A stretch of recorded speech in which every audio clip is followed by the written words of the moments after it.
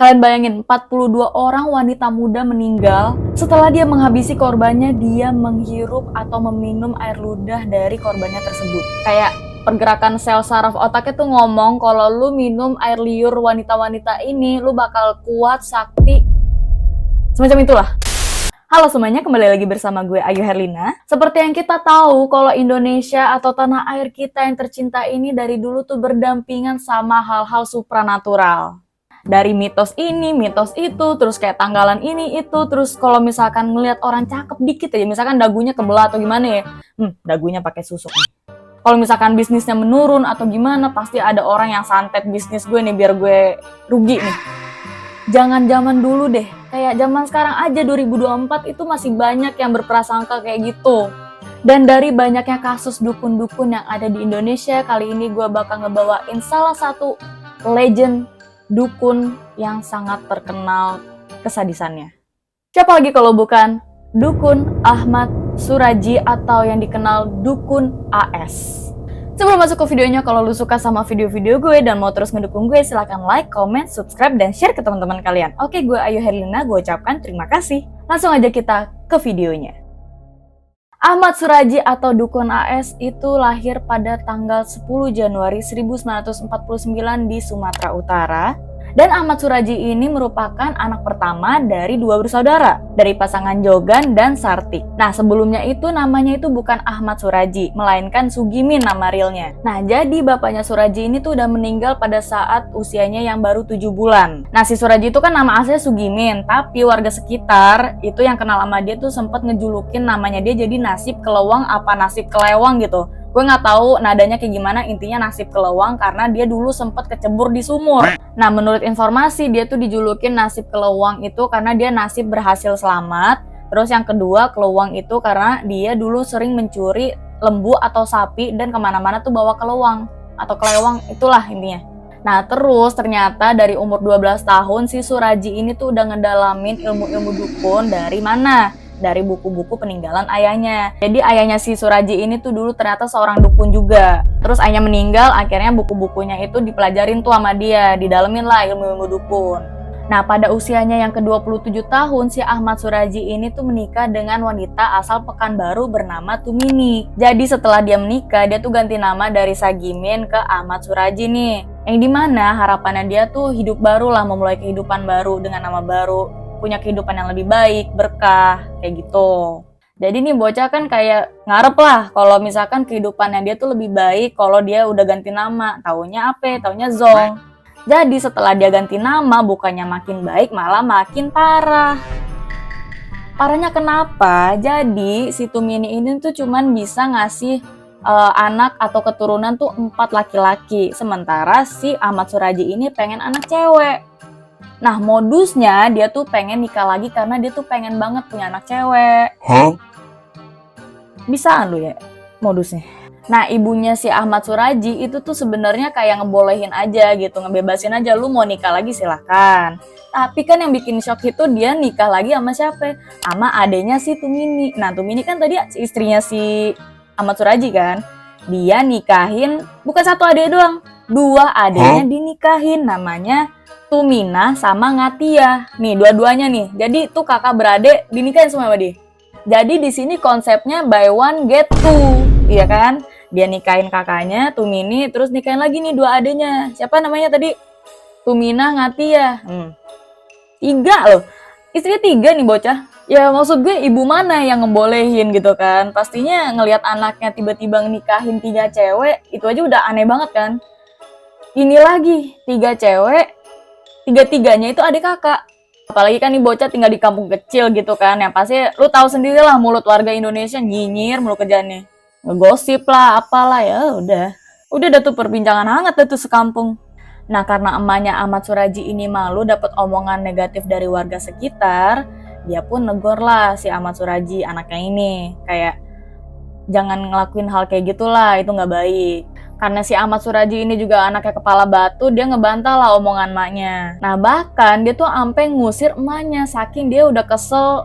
Dia kerjaannya tuh ditegur mulu lah sama emaknya. Nah, entah bener-bener dia sakti atau enggak ya, intinya tuh dia udah dikenalin sama masyarakat kalau dia tuh sebagai orang pintar atau seorang dukun. Nah, terus masyarakat tuh sering menyebutnya sebagai seorang datuk. Nah, karena di sini Ahmad Suraji cukup terkenal sebagai seorang dukun, gak sedikit juga banyak orang yang minta pertolongan kepadanya. Baik berobat karena sakit, mempercantik diri, memikat suaminya agar tidak tergoda wanita lain, dan hal-hal tahayul lainnya lah. Nah, seperti yang dituliskan dalam buku The Bastard Legacy, dulu tuh sempat ada seorang klien wanita yang berhasil melarikan diri dari Ahmad Suraji. Nah, kita sebut aja perempuan ini tuh namanya Siti ya. Jadi, suatu hari si Siti ini tuh ketemu sama temennya dan dia ngelihat temennya ini tuh kayak lebih cantik, lebih seger. Ya terus si Siti ini nanya lah, lu pakai apaan? Kok bisa secantik ini sih? Ya biasalah namanya perempuan. Nah terus temennya si Siti ini tuh dia bilang kalau dia tuh berobat ke dukun AS atau Ahmad Suraji. Terus karena si Siti ini juga pengen kelihatan cantik, seger kayak temennya ini juga, akhirnya dia tertarik lah buat datengin ke dukun AS atau Ahmad Suraji. Nah dari situ langsung lah tuh bergegas si Siti datang ke kediamannya dukun AS atau Ahmad Suraji buat berkonsultasi. Di sini awalnya kayak kelihatan biasa-biasa aja ya, si Siti ini tuh berkonsultasi sama si dukun kayak biasalah, dibacain mantra, disembur kayak pakai apa kayak semaunya dia aja. Nah ternyata ritualnya nggak nyampe di situ doang, ritualnya ada lagi yang kedua. Jadi Suraji ini bilang nih ke Siti, lu nanti malam temuin gue ya di perbatasan desa gitu. Terus kayak Siti kayak, ngapain emangnya? Ini gue pengen ritual yang kedua nih, lu mau cantik gak nih gitu. Nah karena di sisi lain si Siti ini juga pengen cakep, jadi dia juga yang kayak ya udahlah semau lu aja lah gitu, gue ikut-ikut aja lah kemauan lo. Nah karena si Siti juga sepakat-sepakat aja, akhirnya beneran ketemu tuh malam itu Ahmad Suraji sama si Siti. Ketemunya di mana? Ketemunya di ladang tebu di belakang rumahnya si dukun AS. Dan di situ ternyata suasananya tuh bener-bener sepi, gelap dan mencekam banget lah. Alhasil si Siti tuh nanya sama si dukun AS, ini ritual apa sih yang mau dilaksanain? Dukun AS ngejawab, lu kalau mau ilmunya yang sempurna, pengen kelihatan lebih cakep, lancar rezekinya, udah lu ikutin aja omongan gue gitu. Dulu pasien-pasien gue juga ngalamin kayak gini juga, kalau lu nggak percaya tanyanya lu sono sama mereka. Nah ya udah si Siti juga diomongin kayak gitu, ya udahlah semerdeka lu aja gitu. Kayak udah pasrah aja nih bocah satu juga. Nah sesampainya mereka di tempat yang agak lebih lapang, si Suraji ini tuh kayak naro karung sama tikar kecil gitu. Terus yang lebih anehnya lagi tuh dia minta buat si Siti ini telanjang, sorry ya. Kayak dia tuh minta Siti lepas pakaiannya. Ya pastinya si Siti juga kayak ragu-ragu dong. Ya cuman mau gimana lagi, di satu sisi kan si Siti ini juga pengen kelihatan cantik, terus kayak rezekinya lancar. Akhirnya diiyain aja dah tuh. Nah habis itu ternyata si Suraji ini tuh kayak ngeluarin sekop yang buat gali kubur gitu dari dalam karungnya. Setelah dia ngeluarin sekop, dia langsung kayak ngegali kuburan gitu. Bukan gali kuburan sih, lebih ke gali lubang gitu. Terus dia bilang lagi nih sama si Siti, katanya biar ritualnya lebih sempurna. Jadi nanti si Siti harus masuk ke dalam, terus nanti dikubur sampai seleher, batas sampai seleher. Jadi si Siti ini tuh istilahnya kayak betapa sambil menguburkan diri gitu. Nah di sini tuh si Siti nih udah kayak mulai curiga, udah mikirnya nggak beres nih kayaknya. Cuman balik lagi si Ahmad Suraji ini tuh bisa ngeyakinin si Siti. Nah sampai di momen si Suraji ini tuh tiba-tiba ngebekep si Siti, terus si Siti yang kayak refleks ngelawan dong, karena dia mikir kalau dia tuh bakal diperkosa di situ. Gue nggak tahu gimana caranya, intinya si Siti ini tuh berhasil ngedorong Ahmad Suraji ini buat masuk ke dalam lubang tersebut. Nah habis itu dia langsung pakai baju ala kadarnya aja langsung cabut melarikan diri. Nah akhirnya si Siti ini tuh berhasil lolos dengan luka-luka karena gesekan tanaman-tanaman tebu, karena kan dia cuma pakai baju ala kadarnya. Dan si Siti ini tuh ternyata nggak bilang ke siapa-siapa karena dia ngira kalau dia ngomong ke orang lain dia bakal kayak buka aibnya sendiri lah. Lalu pada suatu sore tanggal 27 April tahun 1997, warga dusun Aman Damai dihebohkan dengan penemuan jasad seorang wanita tanpa busana di ladang tebu. Nah akhirnya warga berbondong-bondong dong untuk membongkarnya. Terus suasana tuh makin panas di saat mereka tuh tahu kalau misalkan ada salah satu seorang wanita yang emang udah 3 hari hilang, yaitu Sri Kemala Dewi. Atau kita panggil aja si Dewi. Nah mereka ini takut kalau misalkan mayatnya ini tuh ternyata si Dewi ini. Ternyata sesuai dengan dugaan warganya, Mayat tersebut merupakan Sri Kumala Dewi. Pastinya kasus ini langsung dilaporkan ke Polsek Sunggal dan langsung diselidiki oleh pihak kepolisian. Nah, warga sekitar dan aparat kepolisian itu tuh sempat mengasumsikan sendiri atau mencurigai kalau aksi pembunuhan ini tuh datangnya dari suaminya si Dewi. Nah, kenapa yang dicurigain itu suaminya si Dewi? Karena sempat ada kabar kalau mereka itu tuh malamnya tuh sempat berantem dan si Dewi ini tuh tiba-tiba langsung kabur aja gitu dari rumah. Setelah diselidiki oleh aparat kepolisian, ternyata kecurigaan warga terhadap suaminya si Dewi ini tuh gak ada bukti yang jelas atau bukti yang kuat lah. Nah, hingga pada suatu kesempatan, polisi menemukan secercah bukti baru yang dimana Andreas ini adalah tukang beca yang sempat mengantarkan si Dewi ke Ahmad Suraji untuk berkonsultasi. Nah, karena dia dapat informasi kayak gitu, akhirnya si polisi pun bergegas lah buat ke rumah Ahmad Suraji untuk menanyakan perihal ini. Dan dukun AS ini juga mengakui kalau Dewi ini tuh sempat berkonsultasi kepadanya, tapi dia bilang kalau Dewi ini tuh berkonsultasi sama saya, tapi udahannya maghrib dia pulang. Jadi alasan si dukun AS itu Dewi itu emang sempat berkonsultasi sama dia, tapi pas maghrib itu dia pulang. Jadi dia kayak nggak tahu jejak si Dewi itu kemana habis itu. Nah, karena si polisi juga belum dapat bukti-bukti yang kuat, akhirnya si kasus ini tuh sempat dihentikan. Pastinya polisi nggak langsung nyerah, dia pasti ada nyelidikin juga lah. Jadi polisi tuh kayak mendalami laporan-laporan sejumlah orang yang hilang dan ketemu nih benang merahnya kalau rata-rata orang yang hilang itu tuh sebelumnya sempat ke Ahmad Suraji dulu atau dukun AS. Nah, atas dasar informasi inilah yang dimana akhirnya polisi menggeledah balik kediaman Ahmad Suraji. Setelah diselidiki, akhirnya mereka menemukan sejumlah perhiasan, pakaian, dan salah satunya itu milik si Dewi. Akhirnya si dukun AS dengan ketiga istrinya pun ditangkap. Dari proses interogasi yang panjang, akhirnya Ahmad Suraji atau dukun AS mengakui perbuatannya yang dimana dia membunuh Sri Kumala Dewi atau si Dewi. Polisi pastinya nggak langsung berhenti di situ, dia terus ngedesakin si Ahmad Suraji kayak, lo bisa tolong ceritain yang sejujurnya aja gak lo? Jujur lo udah ngebunuh berapa cewek? Akhirnya Suraji pun mengaku dulu nih kalau dia ngebunuh 16 cewek. Hingga kemudian dia mengakui kalau dia udah ngebunuh 42 cewek atau 42 wanita. Ya pastinya di masa itu polisi bukan main shock lagi dong, kayak lo ngapain ngebunuh wanita sebanyak itu? Motif lu apa buat ngebunuh wanita sebanyak itu, coy? Terus kalian tahu jawaban dari atau dukun AS ini yang gak seberapa ini? Dia bilang kalau dia ngebunuh banyak wanita itu buat ilmu sakti. Jadi lagi-lagi logikanya dia ya. Logikanya dia tuh berkata kalau lu ngebunuh puluhan wanita, lu bakal jadi sakti, bakal jadi kuat. Dan di pengakuan dari dukun AS, dia tuh seolah-olah kayak dapet wahyu lah dari mimpinya ini. Jadi tuh dia didatengin sama bokapnya yang dimana bokapnya itu tuh dulu seorang dukun. Terus bokapnya ini tuh bilang, bukan ngomong ngebunuh cewek ya, dia ngomongnya tuh di dalam mimpi kalau lu tuh harus kumpulin air liur 70 wanita, terus lu minum atau menghirupnya.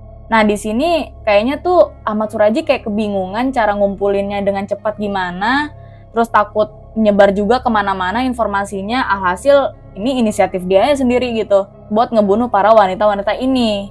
Dan ternyata aksinya ini tuh berlangsung selama 11 tahun dari 1986 sampai 1997. Nah di sini polisi juga berasumsi kalau latar belakang dari aksinya itu tuh nggak cuman untuk ngedapetin ilmu saktinya yang nggak seberapa itu, namun juga untuk keberlangsungan hidupnya si dukun AS ini, yang dimana tuh dia bisa aja ngejual-jualin perhiasan-perhiasan milik si korban-korbannya dia, dan ya udah dia dapat untungnya. Dukun AS juga mengakui kalau perbuatannya ini dibantu sama salah satu istrinya, bukan semua istrinya ya, dibantu oleh istri pertamanya yang bernama Tumini. Nah, berdasarkan pengakuan dari dukun AS tadi, kedua istrinya ini nih, si Tumina sama Ngatia, itu diperbolehkan pulang. Nah, sementara si Tumini itu ikut ditahan sama dukun AS. Akhirnya dukun AS disidangkan di Pengadilan Negeri Lubuk Pakam, Sumatera Utara pada tanggal 22 Desember 1997. Wah, di situ masyarakat pada berbondong-bondong heboh buat nyaksiin jalannya sidang si dukun AS ini. Kayaknya kalau gue di situ udah lahir dan udah remaja, gue bakal nonton juga gitu. Saking banyaknya yang nonton sidangnya si dukun AS ini, bahkan Pemda aja tuh sampai nyiapin tenda besar dan 4 televisi buat monitor gede lah gitu, buat nyaksiin tuh. Kayak orang-orang tuh pasti pada kepo sama kejadian ini, pasti menggelegar banget lah di masa itu. Nah, setelah keberlangsungan sidangnya, akhirnya hakim pun memutuskan si dukun AS ini untuk divonis hukuman mati. Wah, masyarakat pada sorak gembira di situ, bener-bener yang tadi tuh, yang di tenda besar tadi, yang ikut monitoring tuh, itu pada tepuk tangan. Tapi anehnya, si dukun AS ini setelah dia ngedenger dia divonis hukuman mati, dia tampak tenang aja, bahkan dia tuh sempet ketangkep kamera, kok dia tuh lagi senyum ke arah kamera. Terus respon dari dukun AS ini adalah, saya minta banding. Gue di sini nggak ngerti maksudnya apa, saya minta bandingnya itu apa, gue nggak ngerti. Kalau ada yang ngerti atau mungkin yang paham, bisa tolong komentar di bawah. Maksudnya bandingnya itu tuh apa gitu. Nih bahkan ya ibunya tuh lebih gila lagi, yang kayak udah tahu anaknya salah, dia malah terang-terangan bilang ke hakim kalau anaknya ini nggak bersalah. Dia tuh ngomong kayak gini, saya tidak percaya, yang aneh-aneh kan. Setelah sekian tahun kenapa baru terungkap sekarang kalau korban terakhir Dewi? Maksudnya udah jelas-jelas anak lu ini salah dan dia ngakuin perbuatannya. Masih juga lu bilang anak lu gak salah. Nah, kita pindah dulu nih ke istrinya dukun AS, si Tumini, yang ikut ditahan juga. Kalau si Tumini ini cuman ditahan atau dipenjara selama seumur hidup. Jadi dia nggak dihukum mati. Setelah 10 tahun lamanya, akhirnya pada tahun 2008 eksekusi hukuman mati dukun AS pun dilaksanakan. Tapi sebelum menjelang eksekusi kematiannya si dukun AS ini sempat meminta satu permintaan, yaitu meminta permintaan untuk bertemu sekali lagi dan bermesraan dengan istri tertuanya si Tumini, dan permintaan ini pun dikabulkan. Dan pada tanggal 10 Juli 2008 eksekusi hukuman mati pun dilaksanakan. Sekitar jam 10 malam, Suraji dihadapkan dengan 12 orang regu tembak. Dan akhirnya dukun AS dinyatakan meninggal setelah diserang oleh 3 peluru di dadanya.